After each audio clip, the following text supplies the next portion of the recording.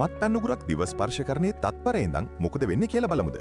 මත්පැන් දියරිය ඔබේ තොල් සහ දිව ස්පර්ශ කරනවත් එක්කම උගුරේ මාංශ පේශිවල මෘදු තෙරපුමෙන් මත්පැන් අන්න ස්රෝතයේ දිගේ පහළට ගමන් කරනවා. ආමාශයට ගිය ගමන් මේවා ජීර්ණ යුෂ එක්ක මිශ්‍ර වෙලා කෙලින්ම රුධිරයට එකතු වෙනවා. දැන් ඔබේ සෑම හදගැස්මක් පාසාම මේ මත්පැන් ශරීරයේ ප්‍රධාන ඉන්ද්‍රියන් වෙත ගලාගෙන යනවා. ඊළඟට මේවා ඔබේ මොළයට ළඟා වෙනවා. එහිදී ස්නායු සෛලවලට බලපෑම් කරලා සංඥා හුවමාරුව මන්දගාමී කරනවා.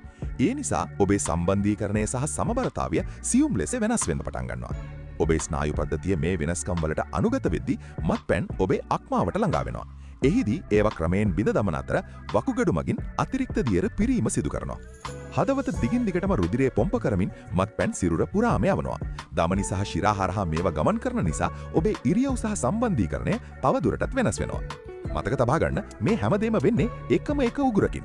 ඒ නිසා නිරෝගීව ඉන්න නම් හැම විටම සීමාව දැනගෙන කටයුතු කිරීම වැදගත්. මේ වගේ තොරතුරු තවත් දැනගන්න මාව ෆලෝ කරන්න.